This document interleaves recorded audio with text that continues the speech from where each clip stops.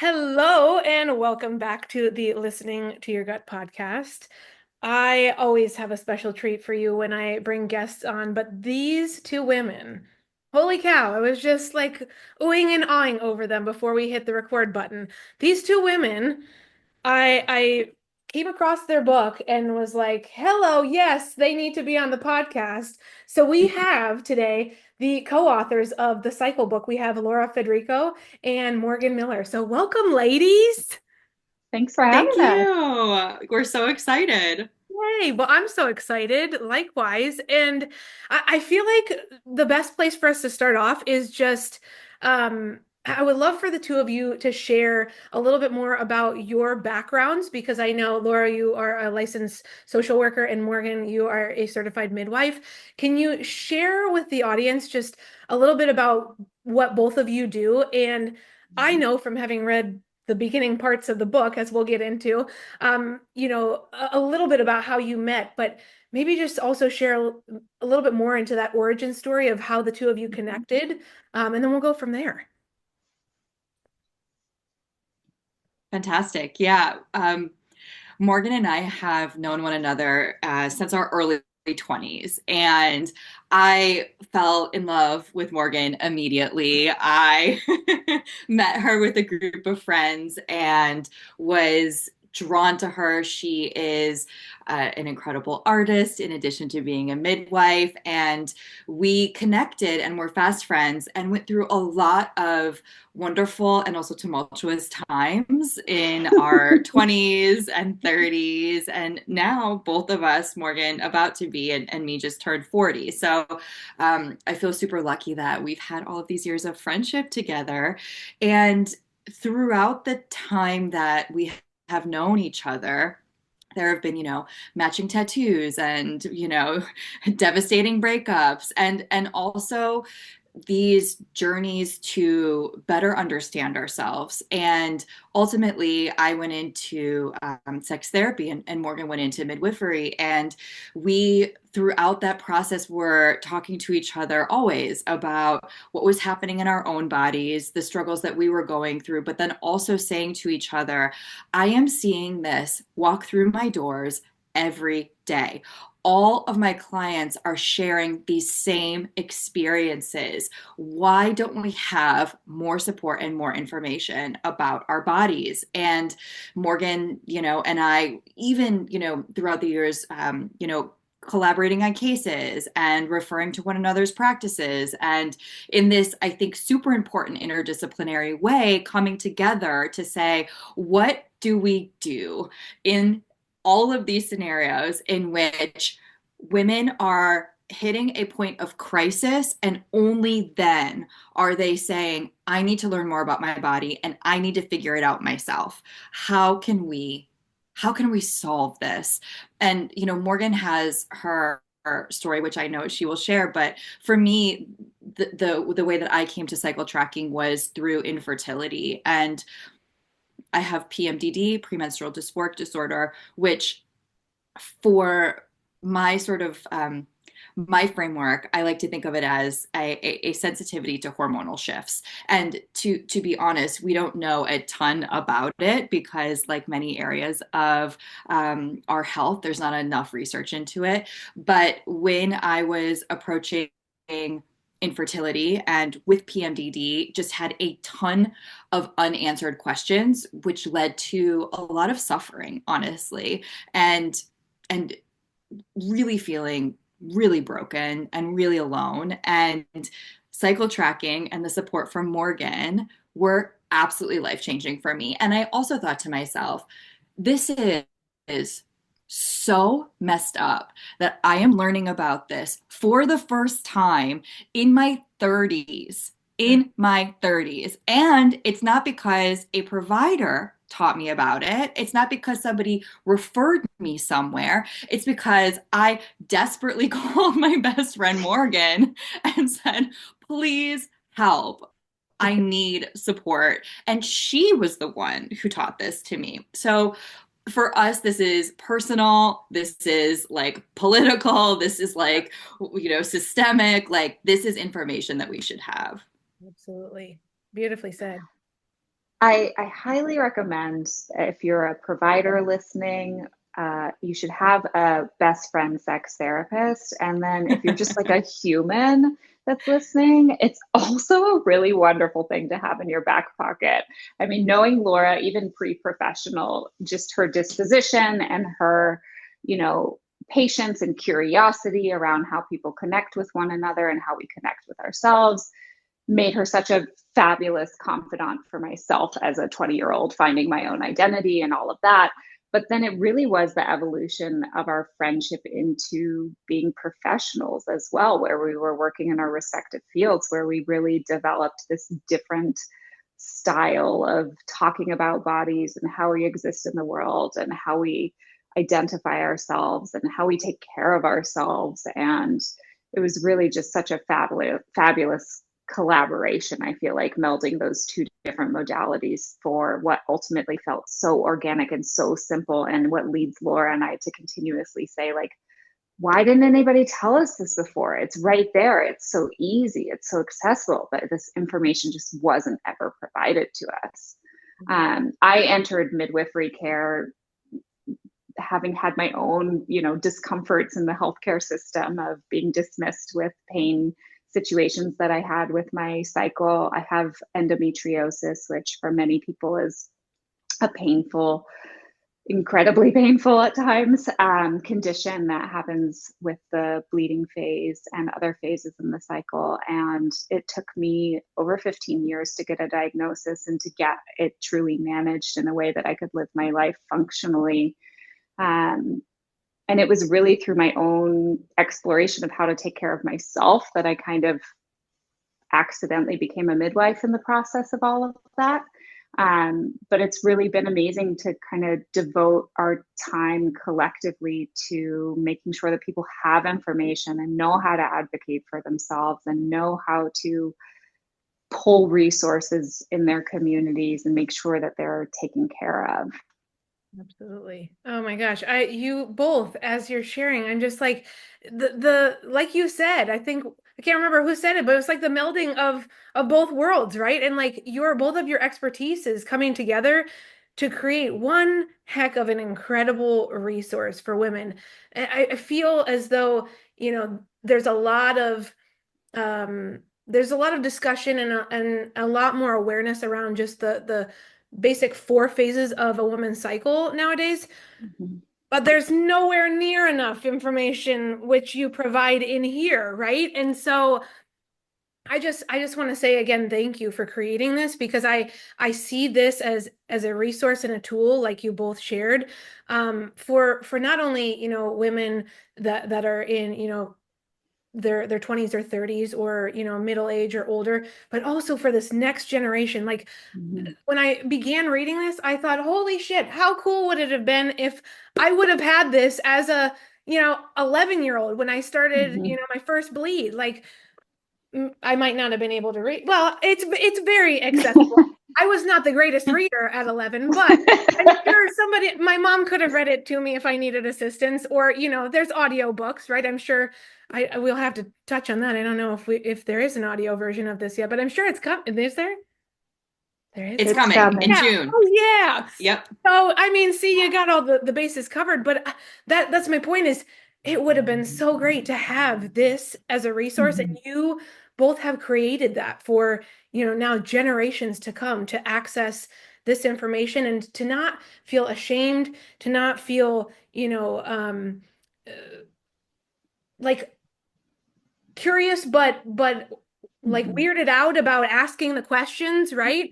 This is, in my opinion, like a safe space, you know? Mhm. Um, so I guess my next question I really want to ask is, how did you come up with the layout of the book? Because it's beautifully laid out. And it's almost, it's called an interactive step-by-step guide, and you truly can interact with it and put your own thoughts in there. So how did you both decide upon this layout?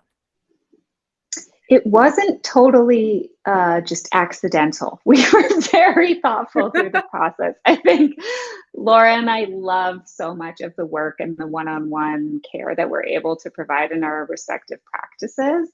But like Laura was saying, there was this point where it just felt like, oh, what if we were able to reach people before crisis? What if we could prevent crisis? What if we could hit people in the beginning? And so we really needed to make something that was accessible and inviting and piqued people's curiosity and felt easy and fun and pleasurable.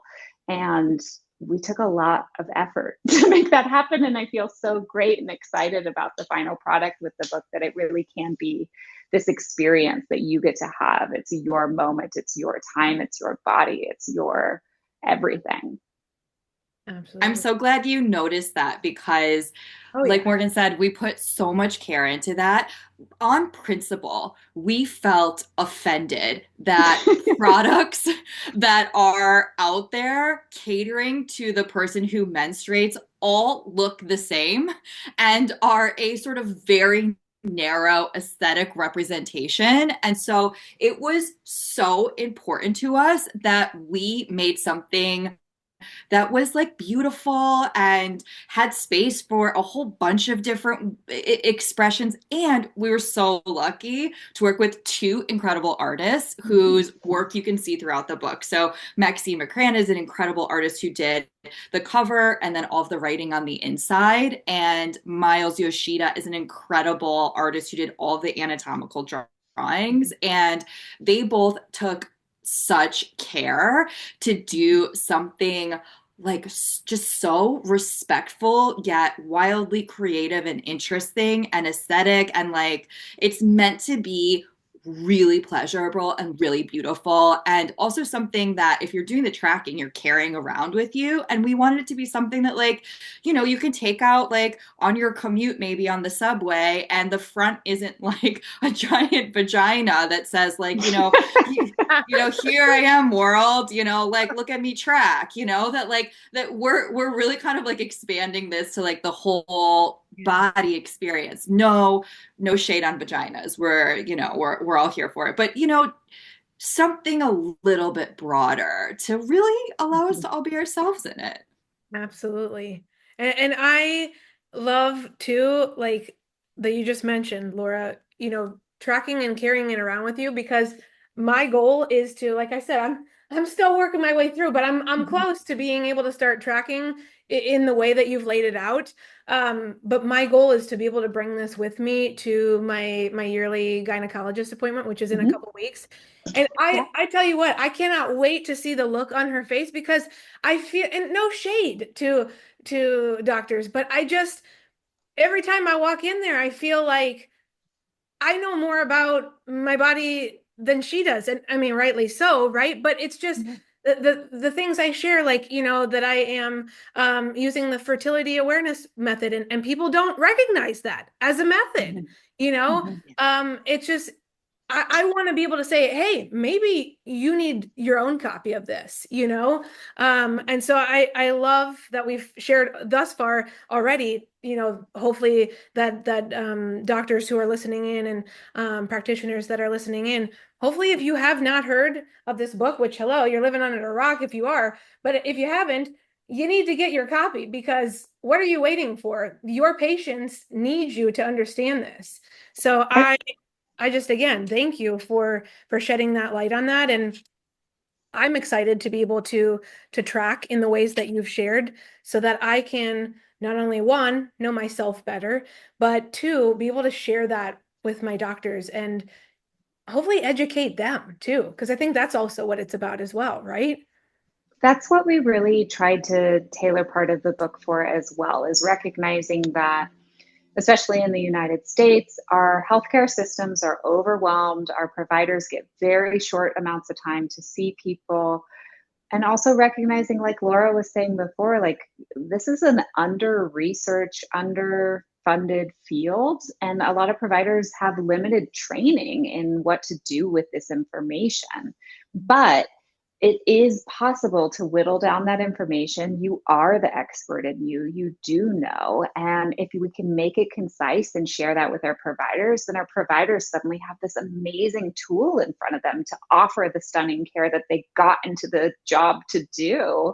And I mean, I think that was so fun for us when we threw in at the end of the book really a guide of here's how to walk into a healthcare provider appointment, and here's how to share that information you've learned about your cycle with them. Yeah.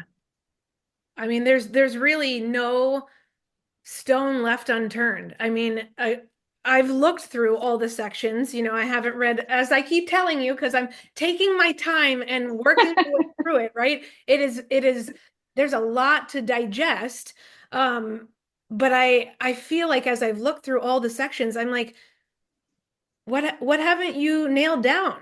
You've nailed down everything, right? Like, so it truly is this comprehensive resource for anyone and everyone who deals with a woman, right? Or who is a woman, right?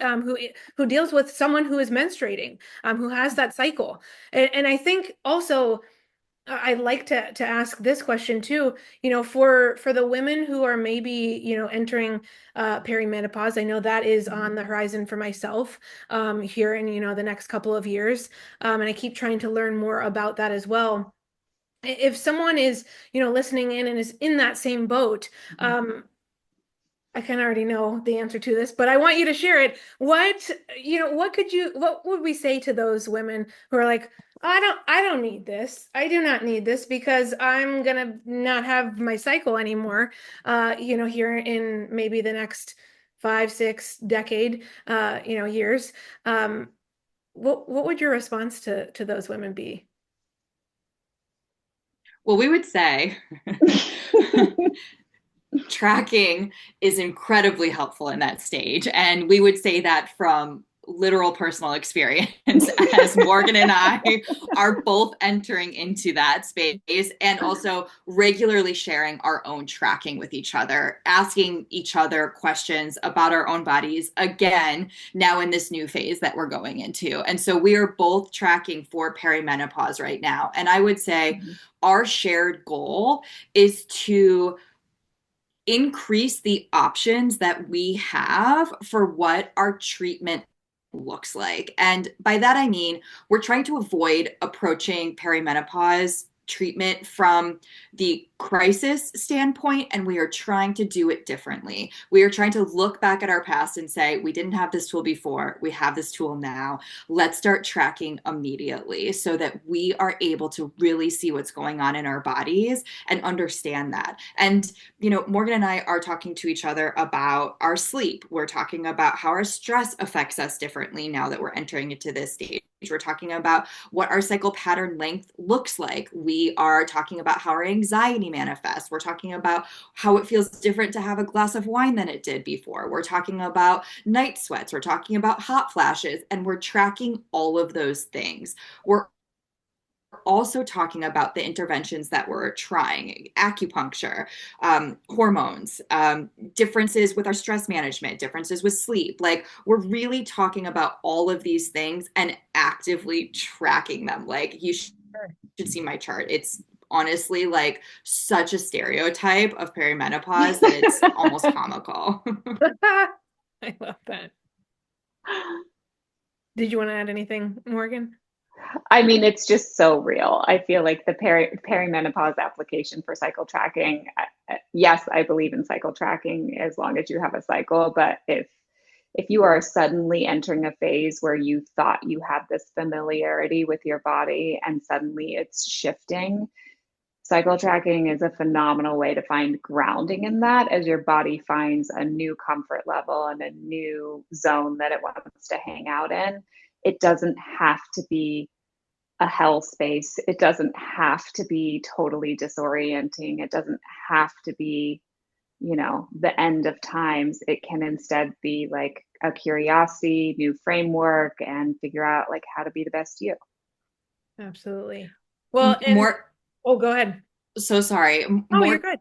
Morgan, she talks about hormones in this way, which I think is so helpful. Morgan, can you share your thoughts on like hormones as communicators in perimenopause? Yeah. I mean, hormones in general, I love that. I feel like people forget what hormones are because we have such a socialized like bad rap on hormones of, you've got to fix your hormones, you've got to hack your hormones. There's this thing to correct, to balance your hormones. And then the idea when you're growing up of like, oh God, they're just hormonal, like dismissive of somebody's just totally lost their mind, they're hormonal. But the reality is that hormones are just little chemicals in your body that are little messengers that communicate in different ways what your body systems need at different times so that your body can function at its best. And if we learn how to listen to those hormones in our body through things like cycle tracking, if you're like lucky enough to be a person with a uterus who has these hormones that communicate in a way that's really like tangible and accessible and easy to understand, then you suddenly have like a magnifying glass into the inner workings of what your body desires and needs to function at its best. You just have to know how to translate that language of the hormones as they're communicating what your changing needs are. Absolutely. I love that. And thank you for sharing that too, because I know, right? Like, hello. That was incredible. Brilliant. Yes, brilliant. I so feel that how, you were saying we look at hormones and think it's like this thing that's dragging us down, right? But really, Mm-hmm. our whole body, our whole existence is just one beautiful canvas, if you will. And Mm-hmm. just, there's just so many nuances to each and every body and to each and every Mm-hmm. thing that we do and go through and grow through. And so I love that you are helping to change that narrative of like, let's work with them, like let's see what Mm-hmm. they're trying to tell us, right? Because they're Mm-hmm. communicating a message, and if we're willing to listen, we'll be able to support Mm-hmm. ourselves in healing and transforming our lives to feel the best we possibly can. So I love that. That is beautiful. And in terms of tracking, I know there are women out there that do track. I mean, I do, but it is very basic. Mm-hmm. Not like this. And so I'm excited to start tracking more in depth, because I feel like the average woman who does know a little bit about her cycle, or who does say that they cycle sync or track, usually has an app, right? Mm-hmm. And they're usually inputting, the start of their period, the end of their period. And I'll be honest, that's about it, right? That's Mm-hmm. about all people do, for, a variety of reasons. I think a lot of times that's all they think that matters, right? Or, Mm-hmm. just helps them to figure out when that's going to happen at, what time of Mm-hmm. the month. But talk to us about the different layers of tracking, and like how one can go about doing the tracking that you share and detail in such great capacity in the book. How can one do that without feeling overwhelmed? Because I can imagine someone starting to read might look and be like, oh my gosh, how am I going to do that? Like, I'm already doing X, Y, and Z things, during my Mm-hmm. day. Like, how do I weave this into my normal every day and make it manageable? Mm-hmm. Yeah, what a beautiful question. And I appreciate everyone out there trying to do right by our bodies. And I also want to name that we haven't been given a ton of options for like making that happen. And apps are the most common option that exists. And for a variety of reasons, apps are not ideal. And the important one that I think a lot of people don't know about is that they're not very accurate. The menstrual tracking apps that are out there, studies have been done, and they're shown to be about 20% effective at accurately predicting cycle phases, which is like the whole reason why most people are using them.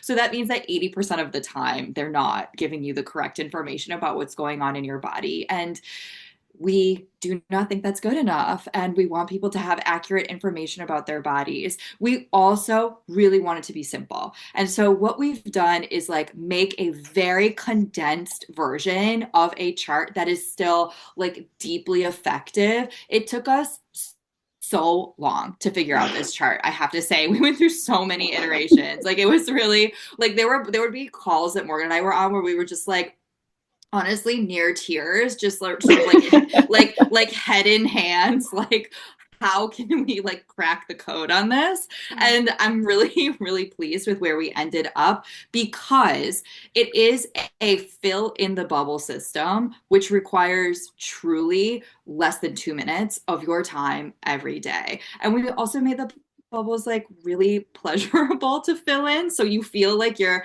like getting that tiny dopamine hit. You're like, yes, here I go, I've like boop, it's done, boop, it's done. And within All two right. minutes, you're feeling like you have like checked something off your to-do list and like you're a goddess. So it's really, truly simple. Yeah, and I think just like you were saying that there's so much attention that we talk about this like bleeding phase, is that's the thing. Like the bleeding phase tells us everything. It does tell us super important information. It does give us some grounding of the other menstrual cycle phases, but the part that we're missing when we're using those apps is getting that accurate, totally individualized, transient, changing information that happens between the two big shifts of the follicular phase and the luteal phase. And when ovulation happens, it's not the same every cycle. It shifts, but you can reliably know when it's happening in your cycle. It just takes learning this language. And so finding a way that was easy and fun and satisfying to have people feel confident of like, yes, I know when I'm doing that. It's so easy and clear now, was so important. And then of course, like tracking has got to be more than fertility based. That's a huge thing for Laura and I. And so understanding that when we start to track these simple hormone communication techniques that happen in our body, we can start to understand how expressive those hormones are in so many facets of our lives that don't just have to do with fertility, trying to be pregnant or not be pregnant. It has to do with how we show up every day, how you go to work, how you sleep, how you live, how you feel, everything. But you don't have to track all of those things, No, no, right? no. Like choose one. You can go in depth in a very simple manner, right? You don't have to track all those things. Choose what feels relevant to you. Mm-hmm. The people we work with track a few aspects of their sexuality, Mm-hmm. or they track a few aspects of their anxiety, or they track like one or two bits related to how they feel in their relationship, right? Like Mm-hmm. really just like choose what feels best for you. There are these big categories: cognition, sexuality, mental health, right? Like all these parts of our bodies, physical well-being, chronic illness. But we just want people to choose a few tiny, very accessible bits of those Mm-hmm. pieces that are relevant to them, that are going to make a difference for them when they understand them better. I mean, you're a fam girly, it sounds Yep. like, so you know how to like, Yep. track some of these like moments. And once you get used to it, you can do it really quickly, right? Like these things, once you're Yeah. familiar with them, in Yeah. like one or two cycles, you're like, it's there, it's not confusing, you've taught, yourself how to relate to it. It feels like a big lift because we have not had it like culturally integrated Mm-hmm. into just being like a normal, quick way we check in with our bodies every day. Yeah, you're Mm-hmm. truly teaching yourself how to do Mm-hmm. it. You know, Yeah. that Mm-hmm. that's the I think the big difference. And I love too, sorry, I'm just getting so like excited about this. I love how in tracking all the different things, and to your point, Laura, you don't have to track every single aspect. Every cycle you can pick and choose what you need. But I love Mm-hmm. that because you're helping teach us how to be our own advocates, how to Mm-hmm. be our own detective and sleuth and figure out what's going on so that not saying that we don't need doctors, but so that we can diagnose ourselves first and go get the additional support we need second. I feel like that is so empowering to me to be able to say, I know what's wrong, like I know how to fix it, but there might be something else, doctor, that you can help me support with. So I just love that. That's exactly it. We're really trying to remind people that there is so much that they have within them and so much knowledge that we sometimes just get socialized out of trusting. We get used to Dr. Google where we just go online, or we look to our app and we want to see we want the information about ourselves to be presented to us in this graph or in this form or in this thing, or this doctor is going to say it in this way. And a lot of times we already hold the answers of what we do and don't need. And of course, we need outside support systems through other providers or social systems around us. But I think what we sometimes forget in the day and age that we live in is that we also have so much knowledge in ourselves and so much expertise in ourselves that we sometimes dismiss and like gaslight ourselves away Yeah. from paying attention to our own instincts and our own intuition. And I think really fostering that can be a huge change. Well, you both have definitely done that with this book. I mean, it's just incredible. There's not enough words to describe um, how spot on every aspect of this book is in terms of just highlighting the importance and then making the individual who's reading feel comfortable. I mean, every page I turn, I'm just like, you, the tone, just how inviting it is. It's very accessible, you know? So I appreciate that one of many incredible aspects of the book.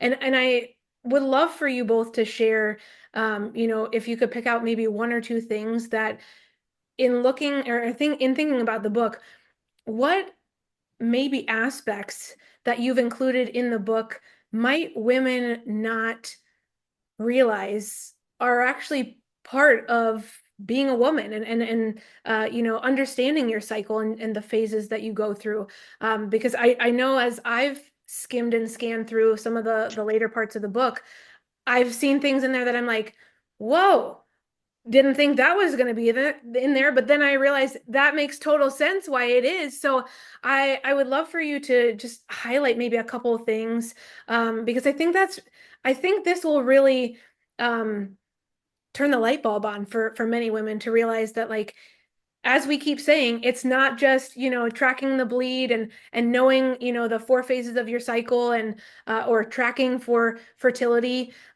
It's more than that. Yeah, I love that that stood out for you. And we continue to have these light bulb moments with everyone we work with and ourselves. And I think the really important thing here and why we included so much more of the body in this book, the important thing for all of us to understand is that there hormone receptors all over our bodies in all of our major body systems. And so because these hormones have been called reproductive hormones in the ways in which we've all been educated, we've sort of only had this narrow focus of these hormones only related to the bleed cycle and only related to fertility. But actually, when these hormones shift to move our body through these different stages of the cycle, all of our body is impacted. And what that looks like is different for every person. But most of us aren't really aware of that. We're not just talking about like the pelvic genital region here.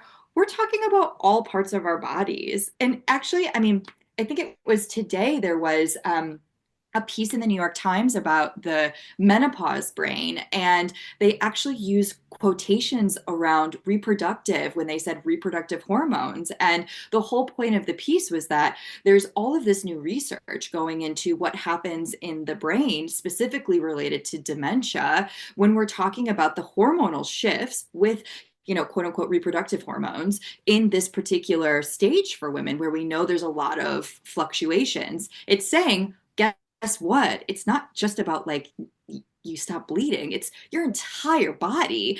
And let's focus on the brain, right? Like it's I hope that we are, this conversation, the book, the research, I hope we're part of a change that's coming here. But for me, and Morgan, I don't know how you would answer this, but for me, like this is the big thing that people may not know. This is the light bulb that we're hoping will go off for people when they read this book, that this is the entire body we're talking about.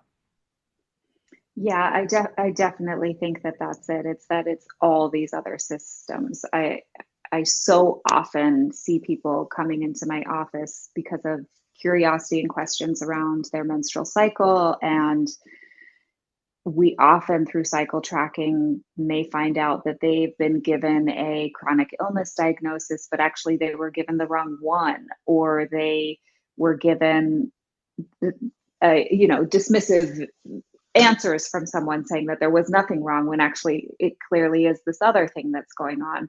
And it's not having to do with their pelvic region or with their reproduction, but you can clearly see it through some of these hormone communicators that all fall in line with the menstrual cycle.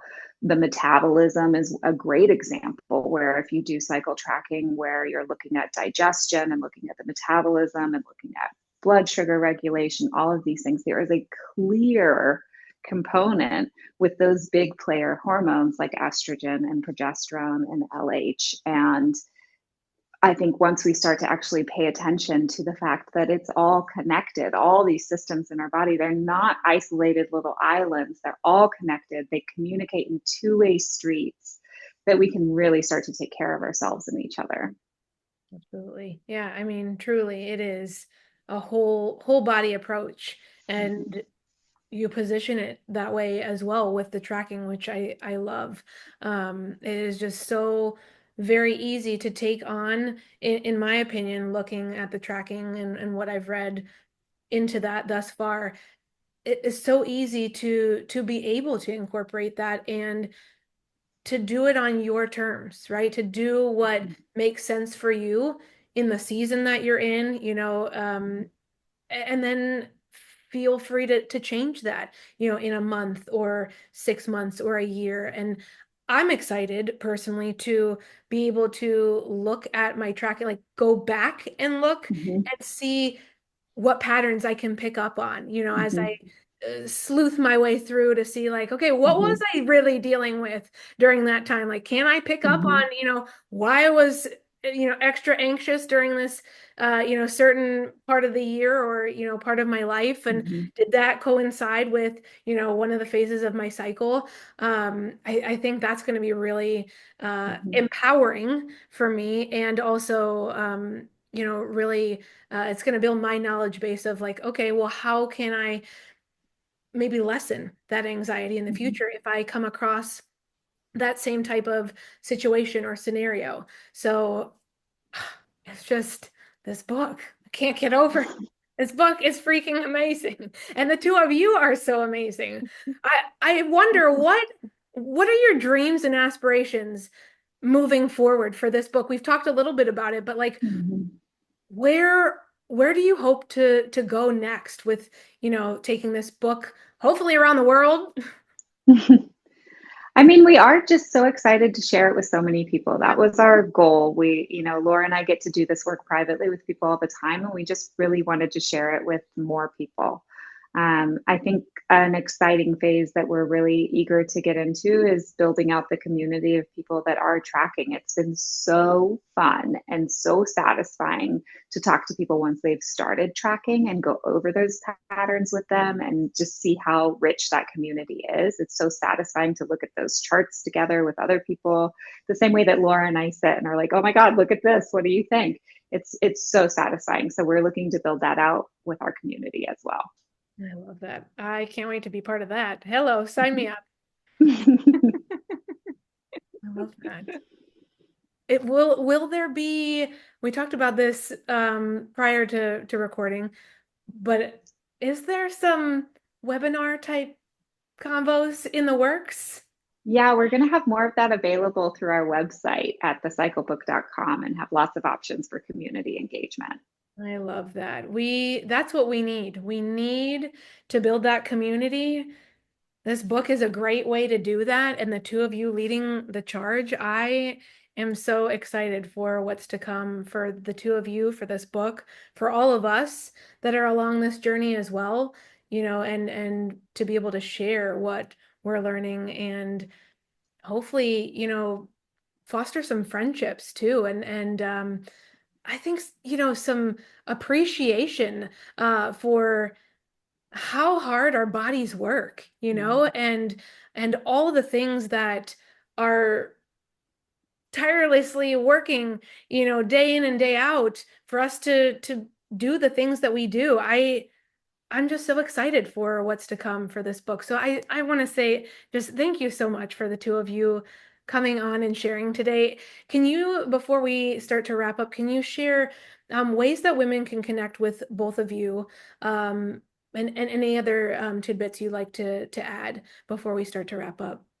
Yeah, you can find us on our website, thecyclebook.com. And then we are also really active with our DMs on social media at the Cycle Book as well. So we love to connect with people. Please reach out to us. It'd be so fabulous.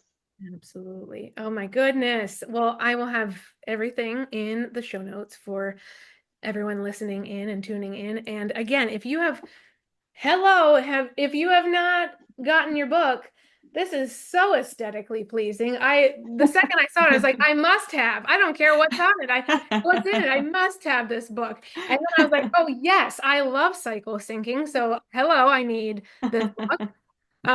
Please go do yourself a favor and your loved ones, your daughter, your sister, friends, whoever in your life, you know, that doesn't have this book needs to have it. So go out there and get it. And thank you again, ladies, for coming on today. So appreciate it. Thank you Thank you so so much for much. having us. Yeah, what a great time. Thank you. Absolutely.